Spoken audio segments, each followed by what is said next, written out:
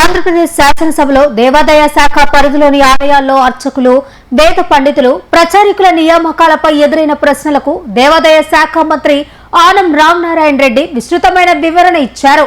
ప్రధాన ఆలయాల నియామకాల్లో రాయలసీమ ప్రాంతానికి ఎలాంటి అన్యాయం జరగలేదని సభకు స్పష్టం చేశారు.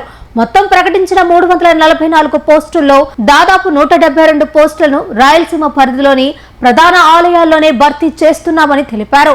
వేద పరిజ్ఞానం, ఆగమ శాస్త్రంలో ప్రతిభ కలిగిన అభ్యర్థులకే పారదర్శక పద్ధతిలో అవకాశాలు కల్పిస్తున్నామని అసెంబ్లీ వేదికగా వెల్లడించారు. రాష్ట్రంలోని దేవాలయాల్లో అర్చకులు, వేద పండితులు, పరిచారికలు మరియు ఇతర ధార్మిక సిబ్బంది నియామకాల్లో జోనల్ విధానం అమల్లో ఉందా అన్నారు అధ్యక్ష.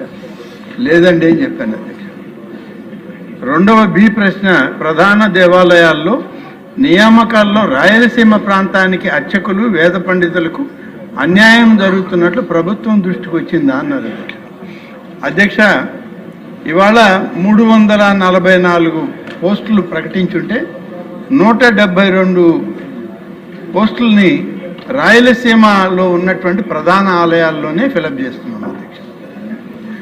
అలాగే సి ప్రశ్న అధ్యక్ష, శ్రీశైలం, మహానంది, శ్రీకాళహస్తి, కాణిపాకం వంటి ప్రధాన ఆలయాల్లో నియామకాల్లో స్థానికులకు ప్రాధాన్యత ఇచ్చేందుకు తీసుకున్న చర్యలేంటి అధ్యక్ష. ఈ ప్రధాన ఆలయాలైన వీటి దగ్గర ఖాళీలు ఏర్పడ్డప్పుడు వచ్చినటువంటి ఖాళీలకు అనుగుణంగా ప్రకటనలు తీసుకునేటప్పుడు ఆయా ప్రాంతాల్లో ఉన్నటువంటి వేద పండితులకి అలాగే ఆగమ పండితులకే ప్రాధాన్యత ఇస్తున్నాం అధ్యక్ష.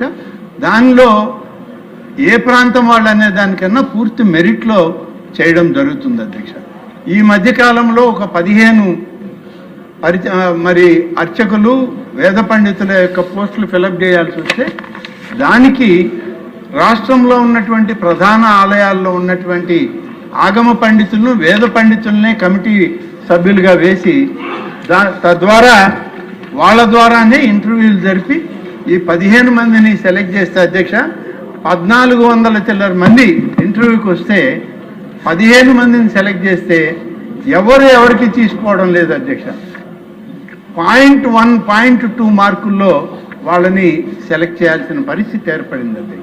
అంటే ఇవాళ వేద పరిజ్ఞానం, సంస్కృత మీద ఒక పట్టు ఇవన్నీ కలిగినటువంటి వాళ్ళు ఆంధ్రప్రదేశ్ రాష్ట్రంలో ఎక్కువగా ఉన్నటువంటి విషయాన్ని అది ప్రధానంగా మనం గమనించాల్సిన అవసరం ఉంది అధ్యక్ష. కాబట్టి చాలా కాంపిటేటివ్గానే ఈ సెలక్షన్స్ కూడా జరుగుతున్నాయి అధ్యక్ష. డి ప్రశ్న, రాయలసీమ జోన్లో పరిగణలోకి తీసుకొని స్థానిక నిరుద్యోగ అర్చకులు, వేద పండితులకి ఉపాధి అవకాశాలు అని చెప్పి అడిగారు అధ్యక్ష. నేను చెప్పాను అధ్యక్ష, దాదాపుగా 344 పోస్టులు సెలెక్ట్ చేస్తే 172 పోస్టులు రాయలసీమకే ఇవ్వడం జరిగింది అధ్యక్ష. ఇంకా కూడా ఎక్కడైనా అవకాశం వచ్చినప్పుడు ఆ ప్రాంతాన్ని, ఆ ప్రాంతంలో ఉన్నటువంటి ఆ యొక్క పోస్టుల యొక్క పరిధి, కేడర్ పోస్టింగ్ పరిధి, వాటిని దృష్టిలో పెట్టుకునే వేద పండితులు, విజ్ఞానవంతుల్ని దీనిలో తీసుకోవడం జరుగుతుంది అధ్యక్ష. అటువంటప్పుడు ప్రాంతాన్ని దృష్టిలో పెట్టుకుంటే వేదం, ఆగమం వెనకబడుతుంది అధ్యక్ష. ప్రధాన కర్తవ్యం వేదం ఉండాలి, ఆగమ పండితులు ఆలయాల్లో ఉండాలి, వచ్చిన భక్తులకి సరైనటువంటి సేవలు అందించడానికి అగ్రభాగాన వేద విజ్ఞానులు, ఆగమ పండితులకి ప్రాధాన్యత ఇస్తున్నాం అధ్యక్ష. ఆ విధంగా ఇచ్చేటప్పుడు అధ్యక్ష, ఎందుకంటే చాలా ప్రశ్నలు అడిగారు కాబట్టి అన్నిటి జోలికి పోనన్నాను, కానీ నేను ఇక అన్నీ అడిగిన తర్వాత చెప్పాల్సి వస్తుంది అధ్యక్ష. అధ్యక్ష, రాయలసీమ ప్రాంతంలో 1431 అప్లికేషన్లు వస్తే నేను ఇప్పుడు చెప్పాను అధ్యక్ష,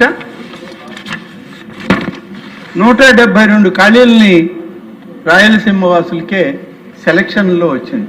ఈ 1431 వాళ్ళలో కూడా ఎవరు తక్కువ వాళ్ళు లేరు అధ్యక్ష. అందరూ 95 మార్కులు పైన వచ్చిన వాళ్ళు. 0.1, 0.2 లెక్కేసుకుని వాళ్ళని ఈ వేద పండితులు, ఆగమ పండితులు, నిష్ణాతులు సెలెక్ట్ చేశారు అధ్యక్ష. దీంట్లో ఎక్కడ కూడా వేరే రకమైనటువంటి సెలక్షన్ ప్రాసెస్లో తేడా లేదు అధ్యక్ష. రికార్డ్ చేశారు అధ్యక్ష, వీడియో రికార్డింగ్ చేశారు. వీడియో రికార్డింగ్ చేసి వచ్చిన ఇంటర్వ్యూకి వచ్చిన వాళ్ళకే మళ్ళీ చూపించడం జరిగింది. కాబట్టి ఎక్కడ కూడా దాంట్లో పొరపాట్లు జరగలేదు అధ్యక్ష. ఇంకొక విషయం, ఇంత పారదర్శకంగా జరిగినటువంటి దీంట్లో 4 ప్రధానమైనటువంటి ఆలయాలకు సంబంధించి వేదాలకు సంబంధించి కృష్ణ యజుర్వేదం, శుక్ల యజుర్వేదం, సామవేదం, అథర్వణ వేదం, ఇందులో ఈ 15 మందిని నియామకం చేయడం, వీడియోగ్రఫీ రూపంలోనే ఇంటర్వ్యూలు జరిపి వీడియో రికార్డింగ్ చేసి వాళ్ళకి ఆదేశాలు, ప్రభుత్వ ఆర్డర్లు ఇవ్వడం జరిగింది అధ్యక్ష. ఇక 440 జోన్ 4 రాయలసీమలో 440 పోస్టులు ఉంటే అధ్యక్ష ప్రధాన ఆలయాల్లో 245 పోస్టులు ఇక్కడికి సంబంధించి పనిచేస్తున్నారు అధ్యక్ష. ఇంకా కొన్ని 147 ఖాళీలు ఉన్నాయి అధ్యక్ష. ఈ 147 ఖాళీలు కూడా భర్తీ చేయడానికి ఏర్పాట్లు చేస్తున్నాం అధ్యక్ష.